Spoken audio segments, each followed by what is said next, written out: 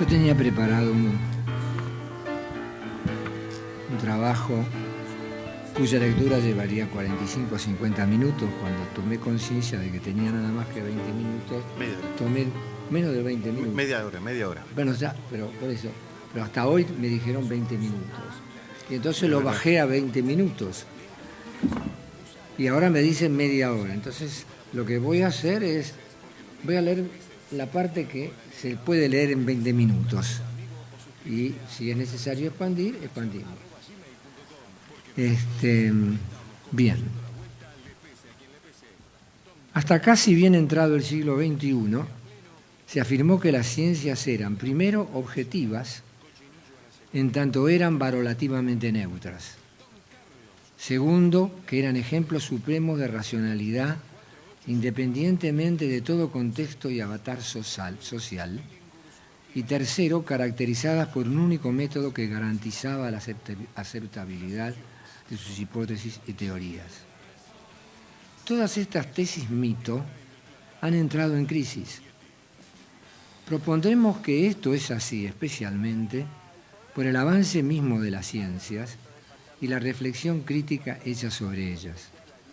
Como resultado se concluyó que dichas tesis presuponían una serie de dicotomías legitimadoras no precisamente progresistas.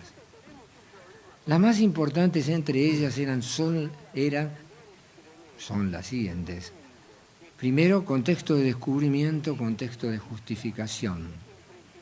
Segundo, teorías por un lado e independientemente hechos por el otro. Tercero, ciencia versus pseudociencia.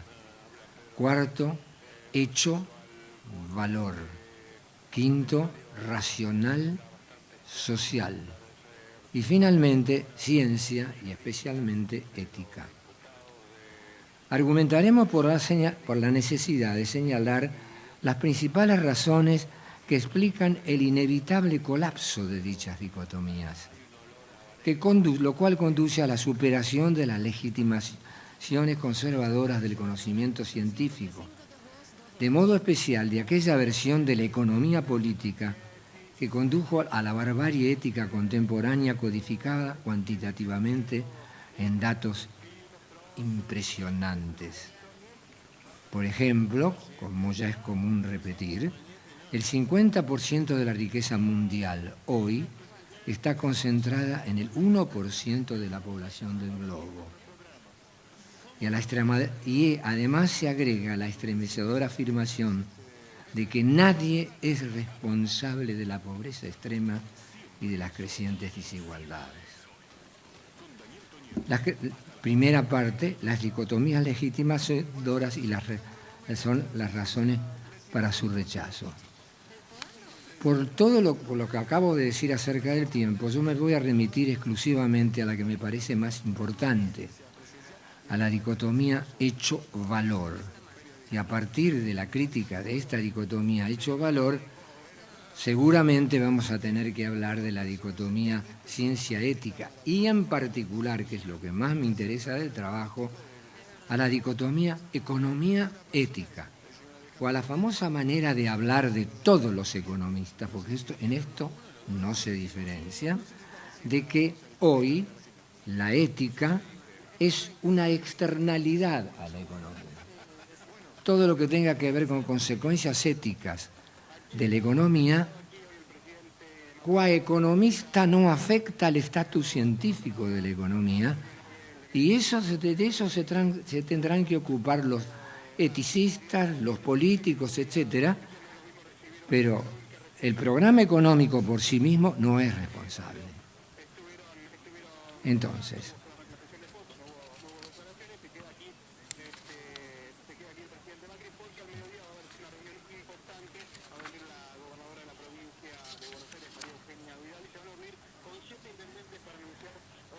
desde el comienzo de las ciencias en tanto distintas de la filosofía natural, o sea, desde el siglo XVIII y especialmente en el empirismo británico, se asumió con carácter fundante la dicotomía entre hecho y valor, y consistentemente entre juicios de hecho y juicios de valor. la cual, desde Hume hasta hoy, ha sido el nudo gordiano a desatar para arribar a una nueva concepción de la objetividad científica.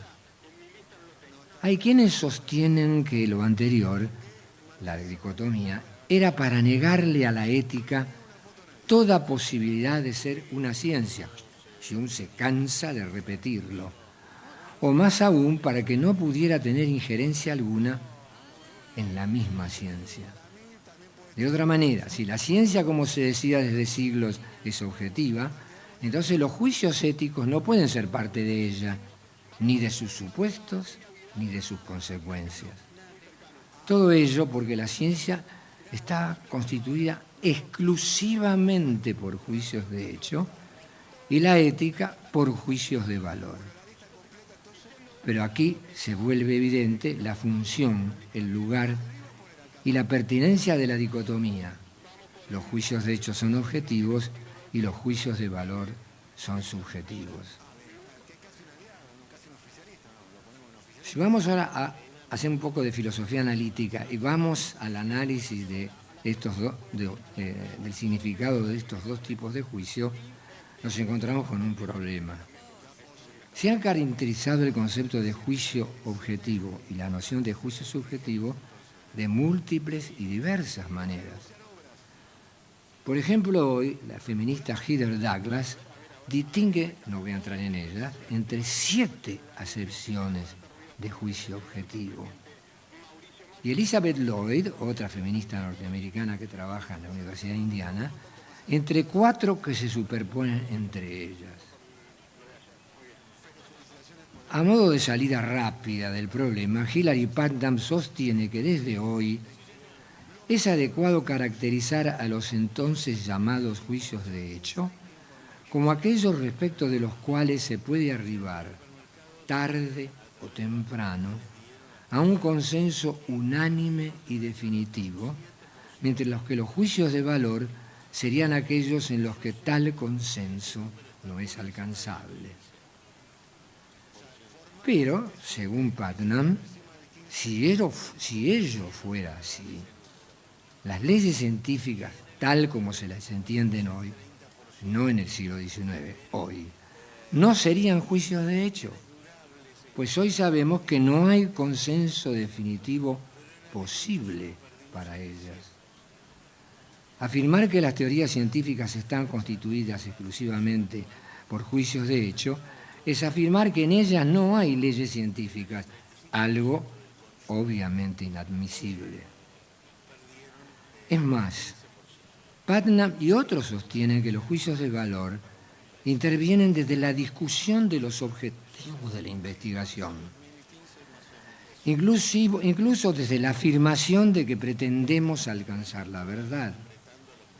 Pero como bien afirman 3 tipos famosos, pero además muy diferentes en sus filosofías, Hempel, Putnam y Kitcher, el objetivo no es meramente la verdad, el objetivo de la ciencia, sino la verdad relevante, la que auténticamente nos importa conocer, porque desde allí podemos pretender resolver el o los problemas que eventualmente nos acusan.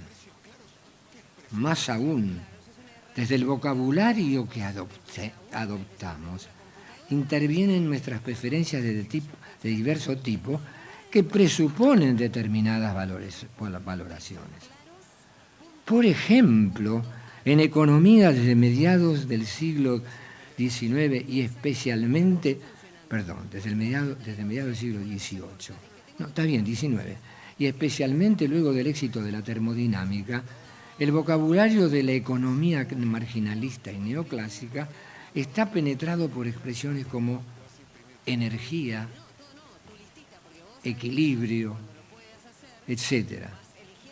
Cuestiones de confianza basadas en el prestigio parecen estar operando siempre en un contexto de investigación localizado en un ámbito político-social.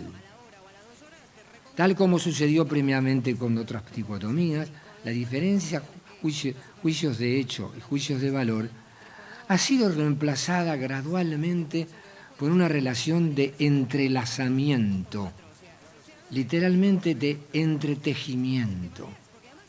Hay conceptos en los que parece imposible distinguir tajantemente entre su concepto descriptivo, componente descriptivo y su componente valorativo.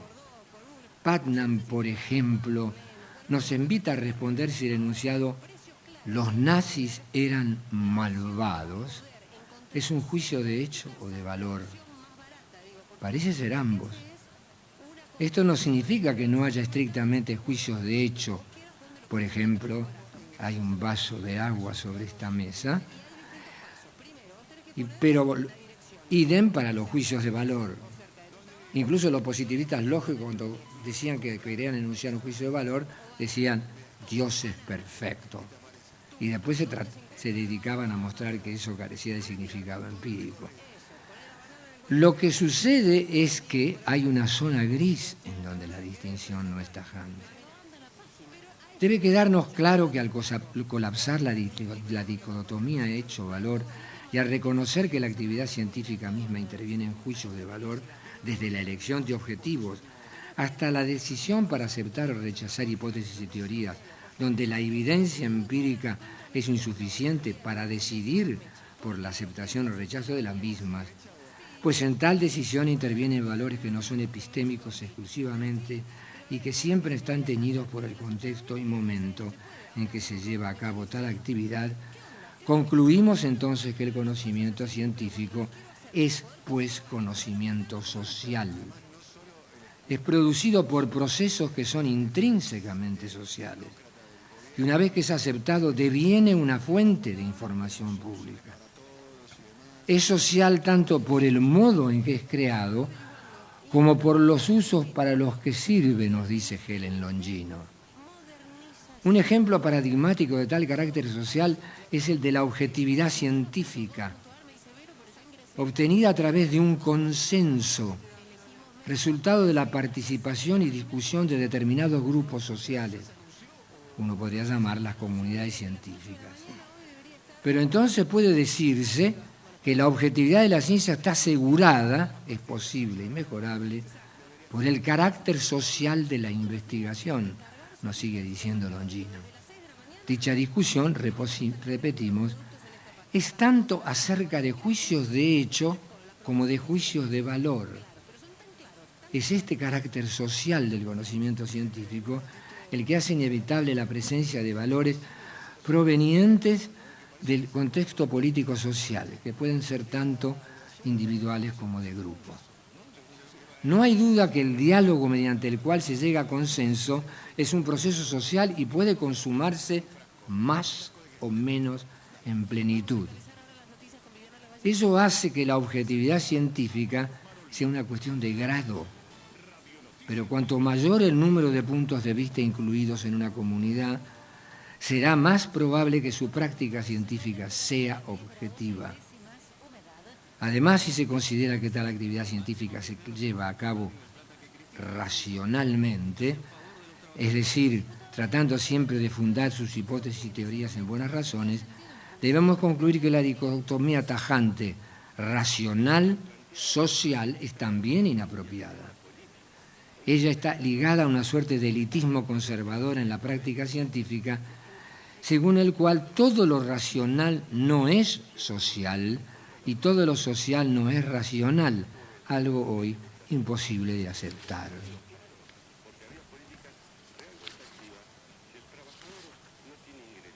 Vayamos entonces, ahora sí, cuando tenemos un poco aclarado que colapsa la distinción juicios de hecho, juicios de valor, podemos ir a la que a mí más me interesa, ética, economía. Tituló esto, ética, economía, la dicotomía sociopolíticamente más peligrosa. Acá no nos cuesta mucho esto, porque tenemos a alguien que ha meditado y ha escrito magníficos trabajos sobre el tema.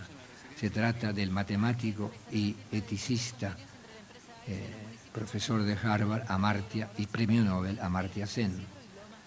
Amartya Sen es la mejor guía justificadora acerca del precio que se paga por mantener la dicotomía ética-economía.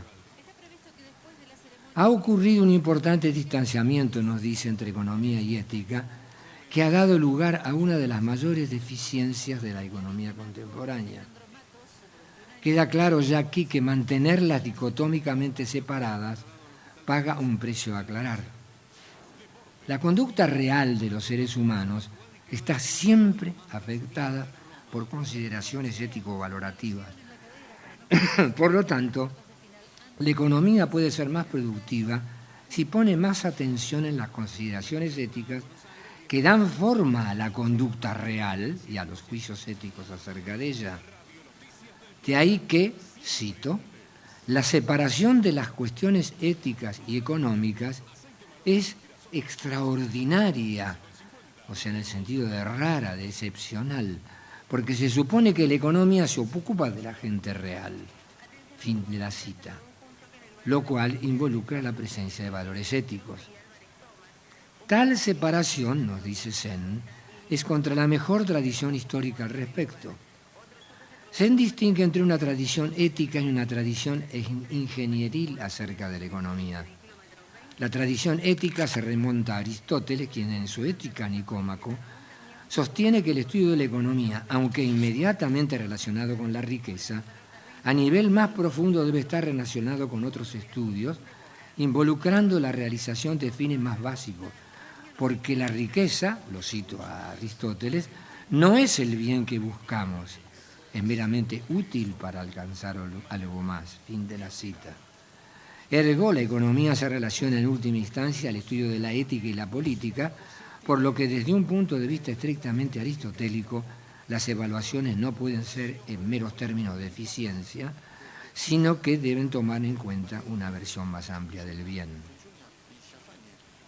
Por ende, ya desde Aristóteles, hay una corriente de pensamiento económico para la cual una economía que pone el énfasis en la eficiencia para alcanzar riqueza, pero que genera desigualdad y pobreza, no es considerada aceptable. De ello se sigue que las consideraciones sobre la pobreza y la desigualdad no son, pues, para los que piensan así, Aristóteles y Sen son ejemplo de ellas, meras exterioridades, sino constitutivas de la evaluación económica.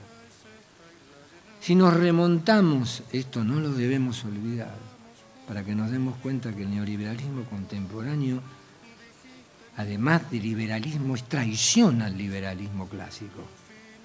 Si nos remontamos al iniciador del liberalismo económico, Adam Smith, quien ha sido una y otra vez interesadamente distorsionado, es de enfatizar la fuerte relación entre economía y su teoría de los sentimientos morales.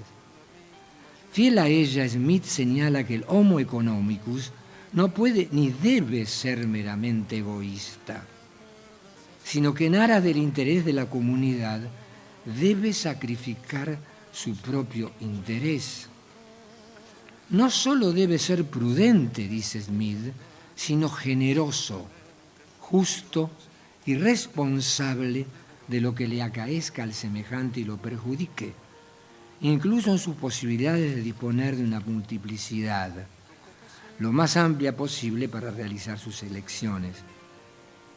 Y sin duda, la pobreza limita tal multiplicidad. Por ello, él nunca afirmó ni implicó que estaba en contra del apoyo público a los pobres y señaló al desempleo y al salario básico como causa de hambrunas. Era, pues, según él, imprescindible una actitud constante de simpatía por el semejante. A Sen no se le escapa que, lo cito, es precisamente el estrechamiento en la economía moderna de la visión amplia de Smith del ser humano una de las mayores deficiencias de la teoría económica contemporánea. Fin de la cita. Dicha economía moderna es parte del otro enfoque de la economía, al que se llama ingenieril, que se ocupa primariamente de logística más que de fines éticos y de cuestiones de cómo debemos vivir o de cómo debemos promover al hombre bueno. Los fines son dados directamente o se los asume por tradición. y el objetivo es encontrar los medios apropiados para alcanzarlos. No extraña que sus promotores fueran expertos operativos, dice Sen, como el ingeniero Leo Walras. La conducta humana es totalmente hipersimplificada.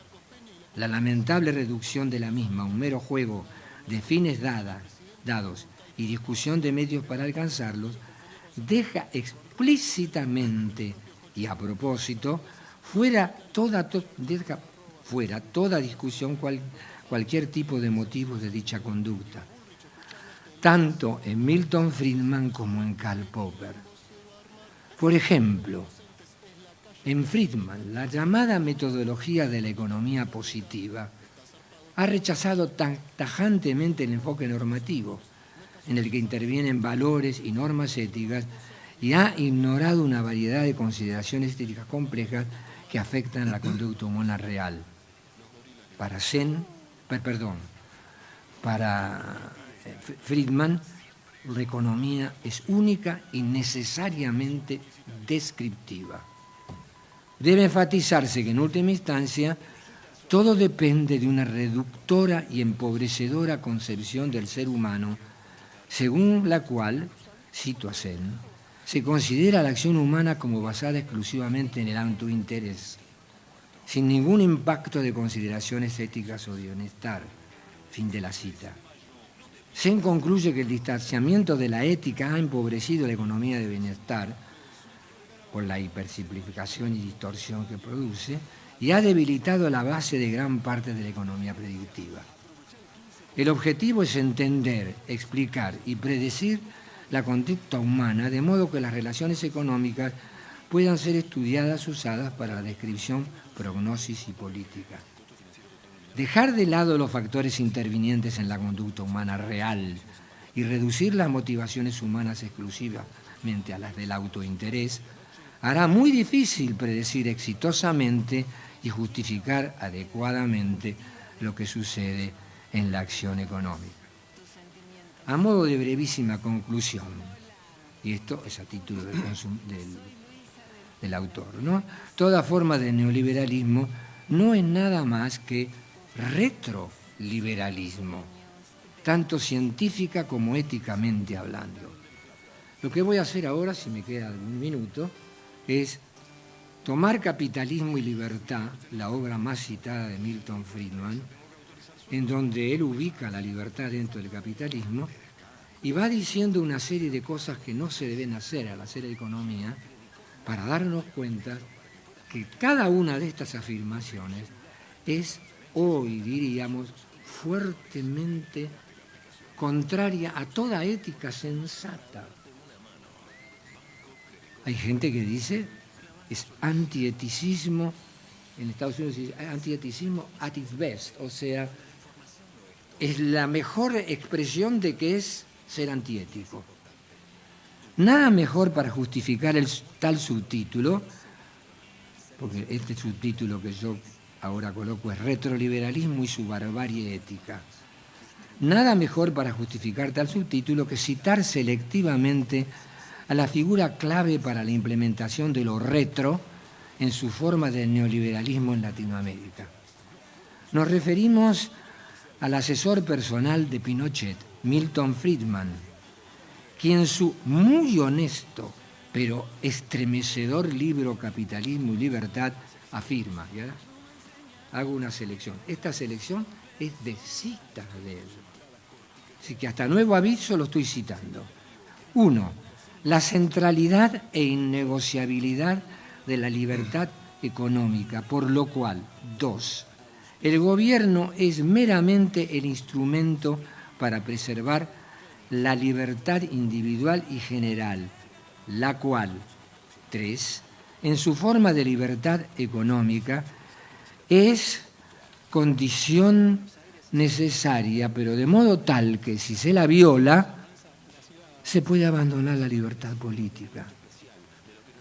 4, que la libertad económica es un fin en sí misma, por lo que 5, cuando se viola tal libertad económica, por ejemplo, mediante la interferencia del gobierno-Estado en el mercado, se justifica terminar con la libertad política O sea, se justifica sustituir al gobierno de turno por otro que no interfiera en el mercado, lo cual es aceptable por más que parezca políticamente contraproducente. Porque 6, lo que sigue ya no es estremecedor, es aterrador.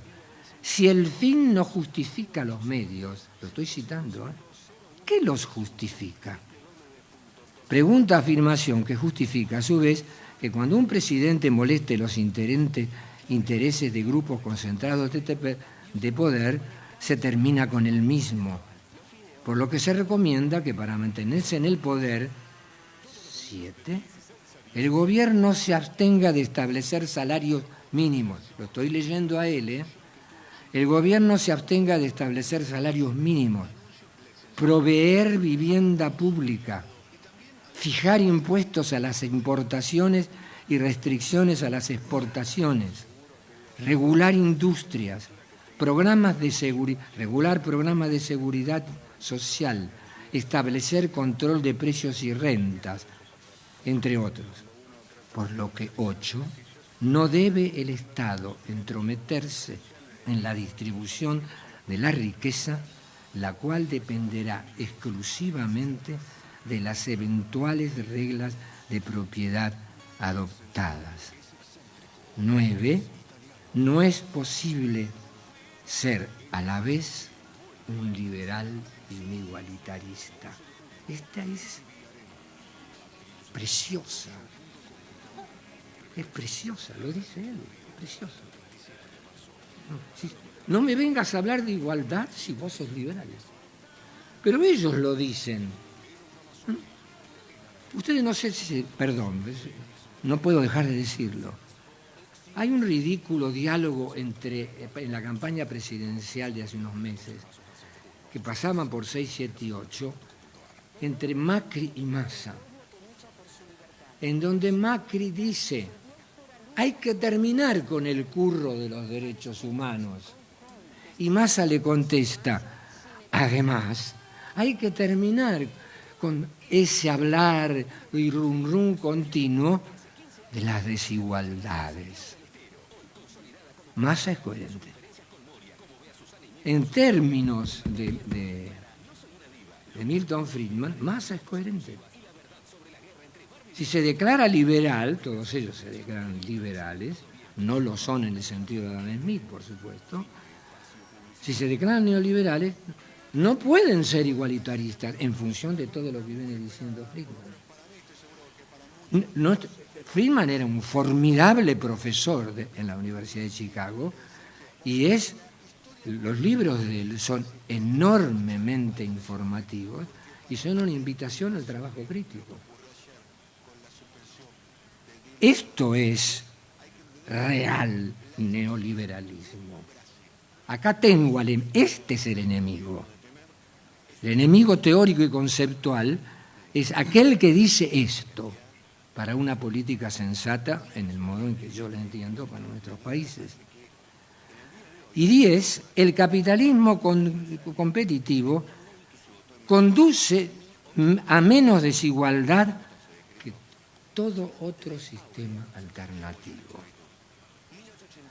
Hay mucho más que nos faltaría considerar en los 3 últimos de los 13 capítulos que en su conclusión estatuye que no debemos confiar en la gente de buenas intenciones y buena voluntad que nos quiere reformar.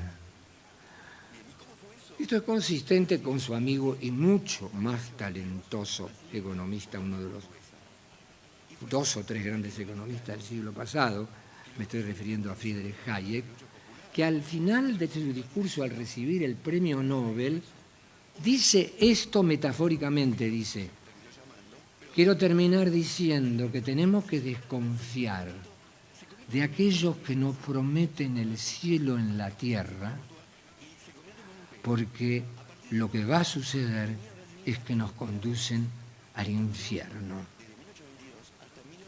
¿De quién está hablando? ¿Quiénes son? Entonces la mayoría de los estudiantes, cuando digo eso, enseguida me dicen: sí, se está refiriendo a los marxistas. No, ni eso. El enemigo de Hayek, con el cual discutió toda su vida, hasta que, pobre, el otro se murió, fue John Maynard Keynes. Toda esta gente no le preocupa a Marx, para ellos Marx ni existe.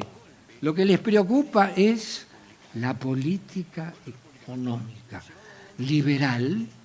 No se puede negar que Keynes lo era, va a pasar por su educación, que a la vez permite la intervención del Estado en la economía. Bueno.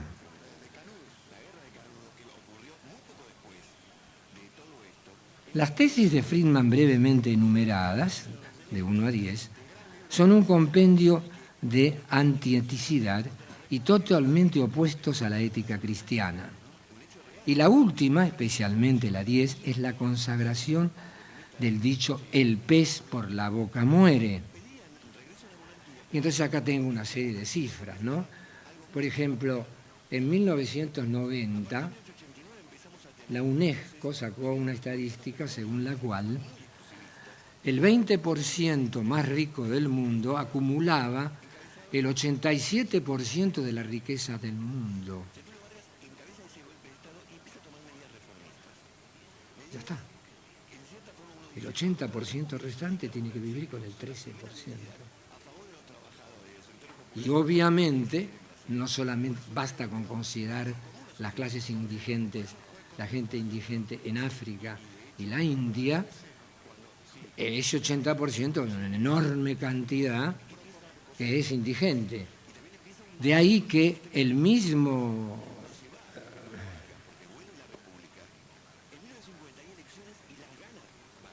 profesor de Stanford y autor del Fin de la historia del último hombre, ayúdenme, Fukuyama, el mismo Fukuyama dice en un artículo reciente que no tiene pérdida del 2012, que se titula El futuro de la historia. ¿Cómo no tenía fin la historia? Y dice, bueno, debido a la crisis de 2007, tenemos que reconocer que nos equivocamos. ¿Y por qué no se produjo lo que habíamos anticipado? Bueno, porque la política neoliberal que empleamos no tuvo en cuenta las consecuencias de esa política en la clase media. Tiene razón. Las cifras bueno, él mira las cifras para poder decir eso. Porque la clase media se fue contrayendo, excepto en ciertos países latinoamericanos. En la Argentina creció, pero es una de las pocas excepciones mundiales.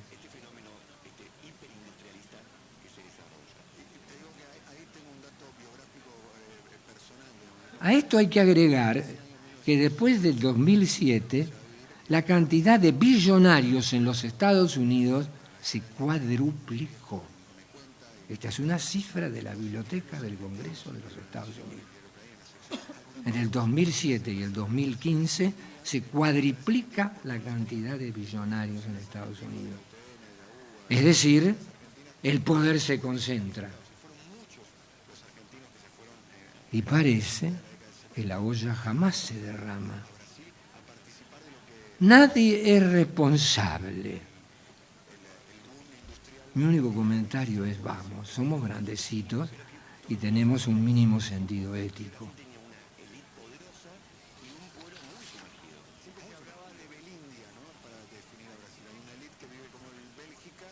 Me parece que es mejor terminar acá, porque si no, esto se va a alargar innecesariamente.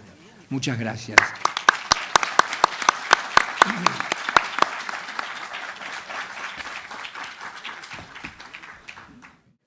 Ahora tengo tecnopalabra, así que gracias al técnico, muchas gracias.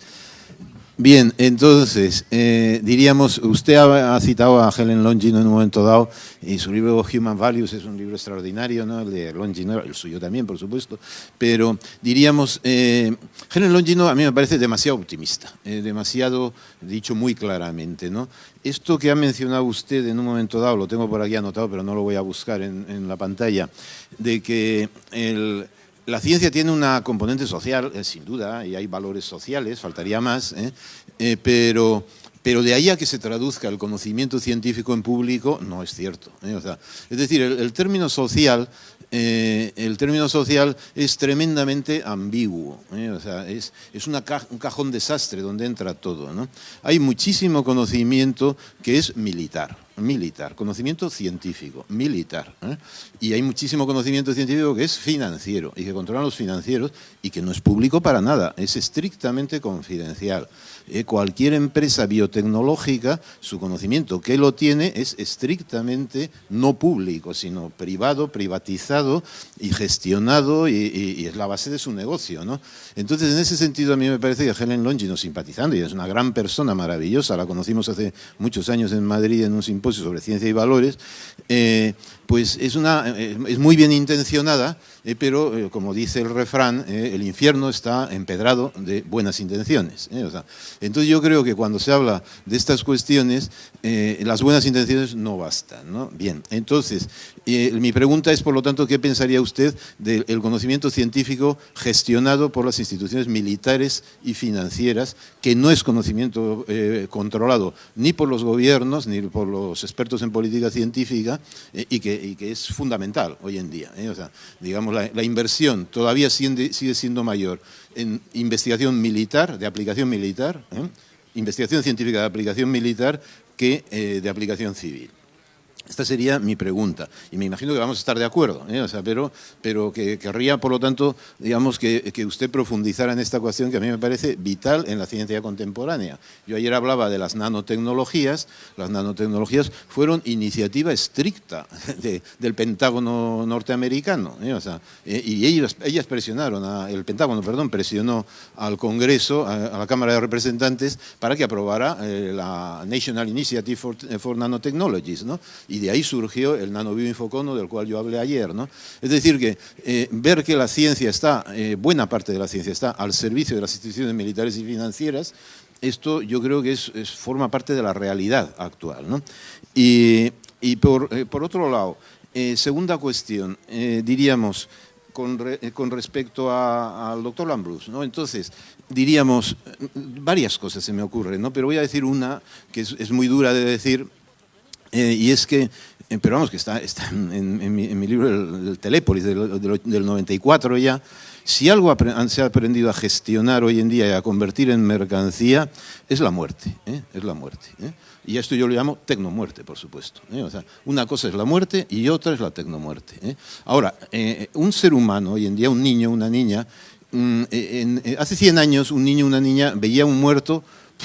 O sea, igual veía 10 muertos, o sea, para cuando había llegado a los 20 años, no más, o muy poquitos más, y en cualquier caso la mayor parte estaban tapados, etcétera. Hoy en día está calculado, no recuerdo los datos, ¿no? pero son 1.000, 2.000 cadáveres bien filmados, bien diseñados, con diseño gráfico, a través de los medios de comunicación, a través de Internet. El mismo vídeo, que es impresionante el que se ha publicado, esto estará en YouTube, supongo, o sea, estará colgado en YouTube. En el momento en que se cuelga en YouTube pasa a ser mercancía por axioma, o sea, por axioma no, en función por lo menos de mis hipótesis, ¿no? O sea que quiero decir con ello que lo tremendo de la tecnociencia es que le ha aprendido a gestionar la muerte, o sea, y a gestionarla y a sacar beneficios de la gestión de la muerte, O sea, frente a las instituciones como, por ejemplo, las religiones, que eran quienes gestionaban normalmente los rituales de paso, o sea, las religiones en general, ¿no? Entonces diríamos, este tema, habría muchos más a comentar, estando muy de acuerdo con su planteamiento, pero yo creo que el temor a la muerte, que sin duda es constitutivo, estoy muy de acuerdo con usted, y es un gran tema metafísico y un gran tema antropológico, pero precisamente las TICs es que al convertir la muerte en habitual, o sea, el asesinato de ayer está filmado, o sea, un medio de comunicación, si algo quiere de verdad un buen reportero, es filmar la muerte en directo. Esto yo lo escribí en el año 94 ya, ¿no? Y pasa a ser premio Pulitzer, o sea, premio Pulitzer, ¿no? Y por lo tanto, que es comparable al premio Nobel, por así decirlo, de la tecnología fotográfica, ¿no? Entonces le pediría una ampliación al respecto, ¿no? O sea, digamos, porque lo del ser no es lo mismo la muerte que la tecnomuerte. Y digamos, la capacidad de convertir la muerte en mercancía, esto es una de las grandes novedades de nuestra época y yo creo que produce pánico.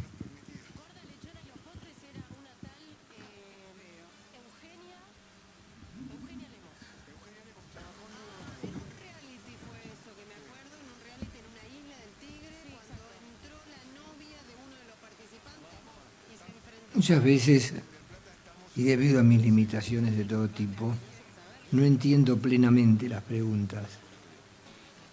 Este no es un problema del que pregunta, sino es un problema del que es preguntado. Entonces,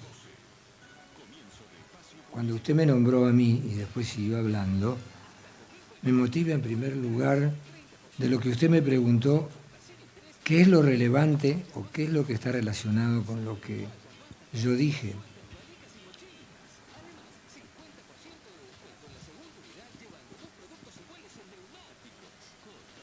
Voy a dar como respuesta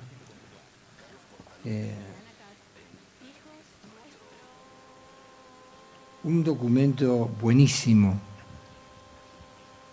que existe por filósofos de la ciencia, quizá el mejor formulado, más claramente formulado en el siglo XX. Me estoy refiriendo al Manifiesto del Círculo de Viena de 1929, escrito por 3 personajes de izquierda. Estos personajes de izquierda se llamaban Rudolf Carnap, que era socialista,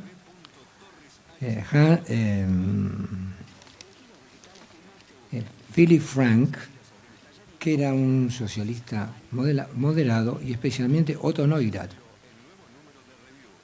que no solamente pertenecía al Partido Comunista germano, austríaco en particular, sino que en 1921 había sido ministro del gobierno de turno después de la Primera Guerra Mundial, y como sucedía en esa época, a los pocos meses el gobierno había caído, con la desgracia de que la mayoría de los tipos de los gobiernos caídos eran juzgados, encarcelados y o fusilados. Y esa suerte iba a correr Neurath, y Neurath defendió, como era economista, su postura, mostrándole al gobierno, al nuevo gobierno, que él creía que su programa económico era todavía viable y aplicable al gobierno. Esto muestra la calidad retórica de Neurath, lo cual lo salvó de la muerte. O sea, fue declarado inocente, pero se le prohibió terminantemente ejercer función política, cosa que se cumplió. Parece que por eso se dedicó plenamente a la filosofía de la ciencia y en particular de las ciencias sociales y de la economía.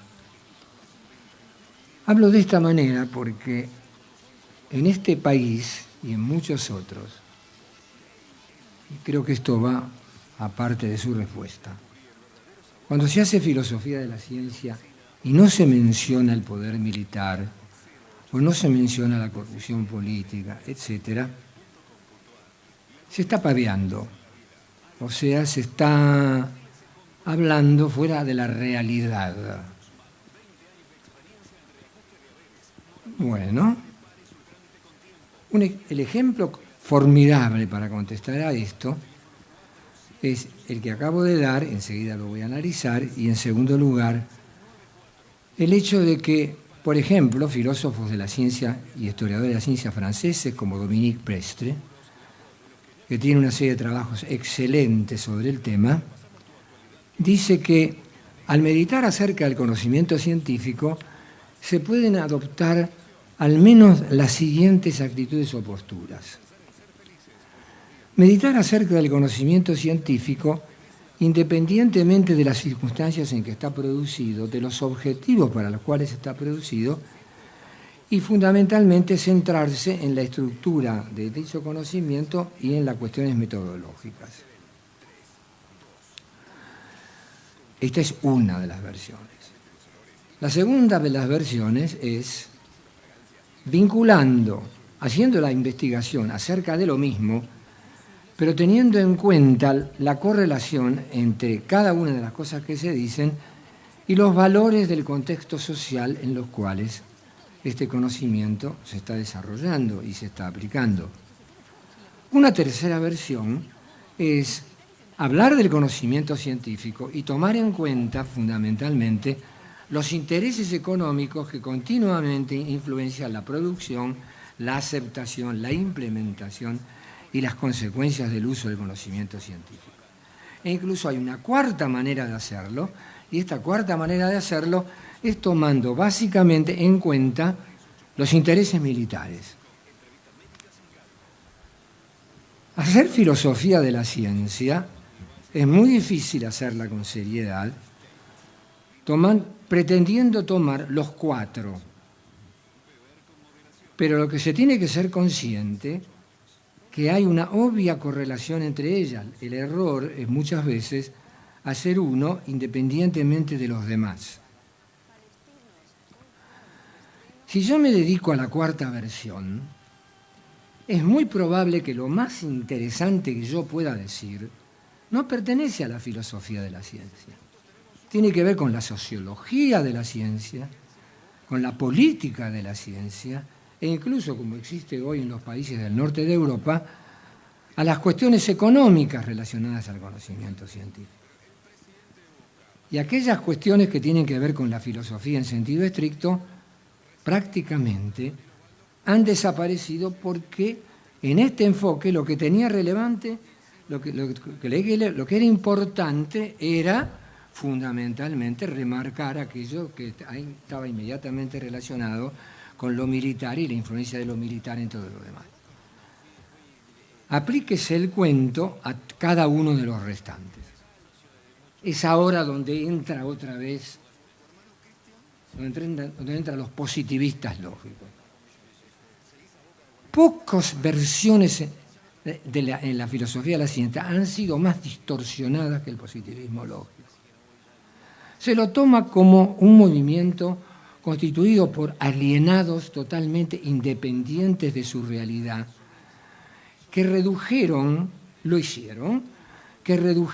a la filosofía de la ciencia a la lógica del conocimiento científico. Ahora estoy hablando de lo que acaba de decir, a la lógica del conocimiento científico, y cometieron el pecado mortal desde el punto de vista filosófico de suponer que eso era una gran ventaja, que eso nos iba a permitir mejorar en relación a las razones, a la estructura del conocimiento científico.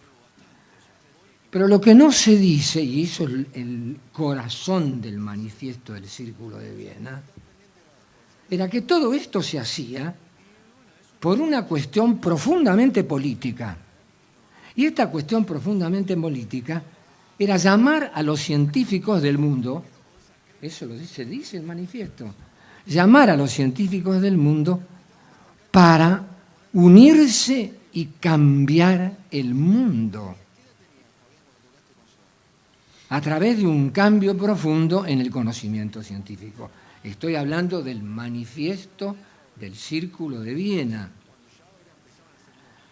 Para eso, decían ellos, lo que se necesitaba una mejor comunicación entre los científicos. Metidas en todo esto hay muchas utopías, como en todo discurso. Y bueno, ¿cómo se podía lograr una mejor comunicación entre científicos? Algunos hablaban en alemán, otros hablaban en inglés, otros escribían en turco, etc. Le toman el pelo en una nota a pie de página al esperanto.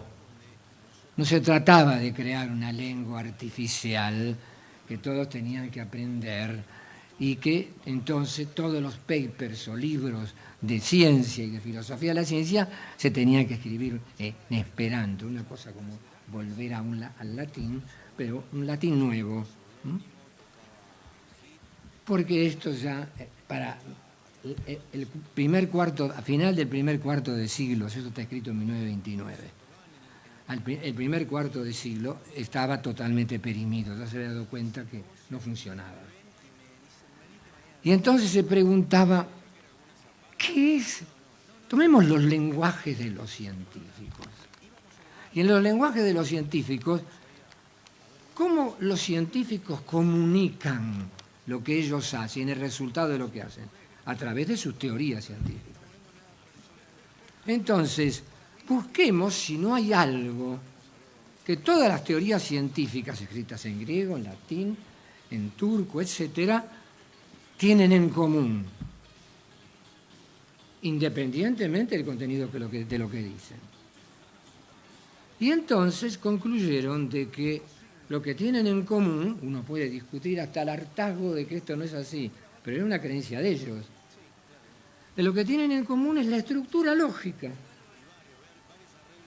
Y entonces, que si nosotros elucubramos acerca de esa estructura lógica, estamos hablando de una investigación que lleva casi más de 50 años llevándose a cabo, con los cambios correspondientes, no vamos a resolver el problema que es la ciencia.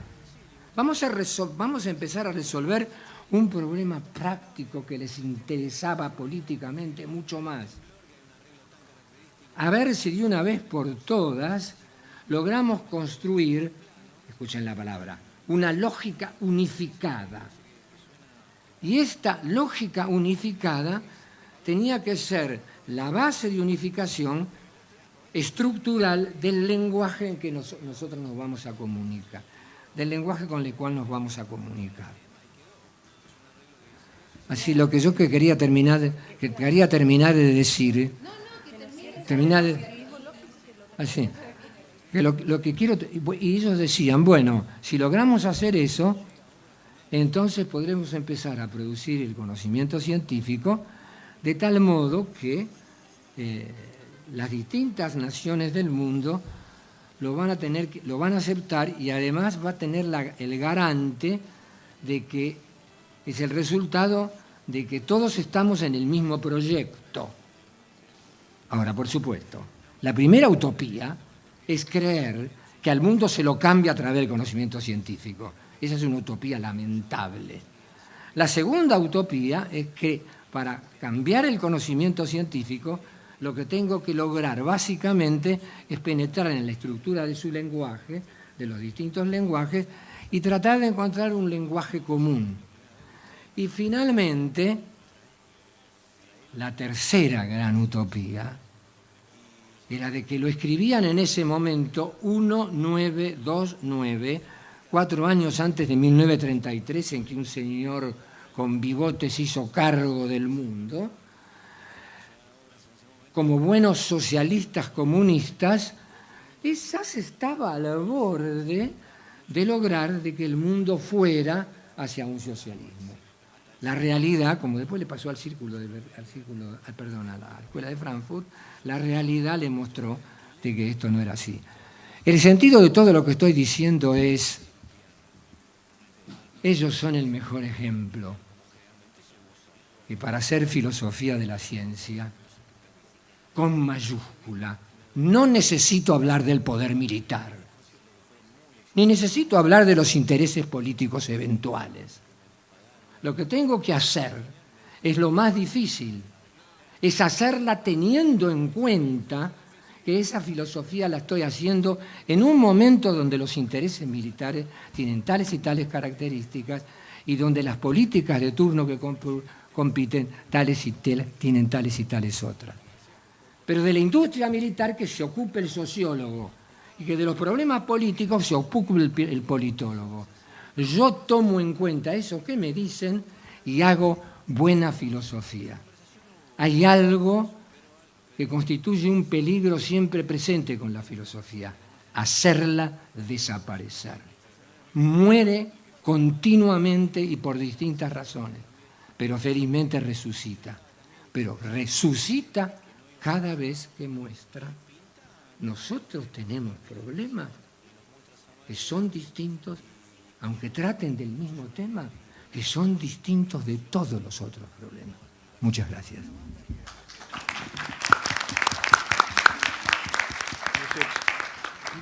Trataré de ser muy breve. Creo que la pregunta que hace Javier Echeverría, me parece, refiere al hecho de que hay ciertas prácticas en la producción del conocimiento que son pero tan relevantes, que son las que determinan el mundo en que vivimos. Creo que esto no debe ser perdido. Es decir, finalmente, el mundo en que vivimos, de algún modo, más que en las cuestiones que nosotros discutimos en la academia, están conformadas por acontecimientos que ocurren en lugares secretos de los que no tenemos la menor idea. Ahora bien, digamos, esas no son las únicas elucubraciones. Los que hacen los ministros en sus gabinetes también son parte de esas elucubraciones que determinan nuestra vida cotidiana. Yo voy a tratar de responder muy brevemente. Creo que la epistemología, con todas las excelentes salvedades que ha hecho el doctor Gómez, y reivindicaría una figura del Círculo de Viena, que fue Bertrand Russell, es decir, un positivista lógico con un profundo espíritu humanista y ético, que la epistemología puede ser cómplice, puede ser la validación y la justificación de esos discursos que llegan a nosotros alambicados y de otro modo, o que puede plantear una resistencia. Es decir, yo no creo en la epistemología como... Yo me preguntaba si la epistemología podía concebirse como una ciencia social, a partir de cosas que se han dicho. Y finalmente, creo, adoptando ese concepto de Bourdieu, que la epistemología es un campo de luchas por la hegemonía y por la significación, y que frente a determinadas propuestas y naturalizaciones de ciertas concepciones que se nos quieren vender como validadas científicamente, es justamente el espíritu filosófico, reflexivo, que no pierde de su horizonte a la duda, el que puede cuestionar. Hay algo que la ciencia olvida, y es justamente esto, que en su condición no está la certeza, en su condición está la duda. Pero no solamente la duda de lo que dice el otro, sino la duda con respecto a la propia concepción que se tiene. Esta foto que está detrás mío creo que revela otra instancia. Es decir, frente a esos poderes corporativos, ocultos, que nos manipulan, está la resistencia. Una resistencia que es pública, una resistencia que es política, una resistencia que es ideológica. La cantidad de gente que hay en esta columna, que marchen, que no se pongan a discutir, porque si dos de estos se ponen a discutir acerca de qué es la ciencia y qué es la epistemología, terminan cagándose a trompada y yéndose cada uno para su casa. Entonces, hay una cuestión concreta, más allá de nuestras elucubraciones, hay reclamos de la hora, y la hora es pensar problemas acuciantes. Hoy estamos frente a un problema acuciante, que no es simplemente el problema del presupuesto, el problema de las paritarias, que es el problema de qué educación queremos, y es el problema de qué ciencia queremos. Entonces, si la epistemología no se piensa, y vinculo esto a lo que ayer decía Gastón, el problema es también ideológico, y vinculo esto a la ponencia de Cecilia. Ya termino. Los laboratorios van a hacer todo lo que a los laboratorios les convenga sin ningún pudor ético.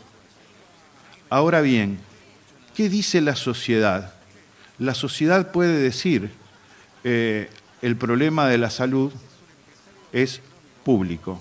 Quiero decir, a nadie se le ocurriría ¿qué pasaría si, bueno, no lo quiero decir fuerte, qué pasaría si a alguien se le ocurriera decir, a partir de mañana el aire que respiramos va a estar regulado y va a haber que pagar una cuota por esto?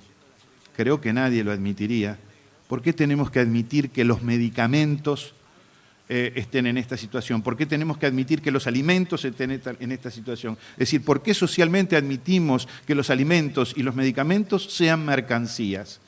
Estas discusiones no las tenemos, y son, creo que, las discusiones que tenemos que darnos, porque si no vamos a seguir pensando que el tema es conseguir el poder para algún día, de la magnanimidad de nuestras acciones, emancipar a los pueblos. Y si los pueblos no se emancipan solos, si no se reconocen en esto precisamente como trabajadores, no que tienen derechos, sino que tiene la posibilidad de elegir otras cosas, porque el derecho me lo da quien establece el derecho. ¿Se entiende esto?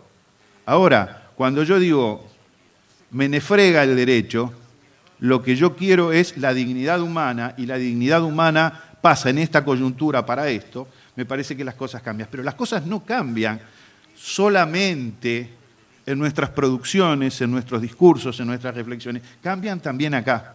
Y ayer yo estaba un poco triste porque éramos pocos, pero a la tarde cuando Camila me mostró la foto dije, bueno, éramos pocos, pero la gente estaba donde tenía que estar, y es aquí. Aquí hay cerca de 100.000 personas que están pensando un hecho concreto, una situación concreta que tiene que ver con, no con un proyecto de país, no con un proyecto político, porque aquí no hay un proyecto político, aquí hay una idea de a qué cosas le vamos a decir no.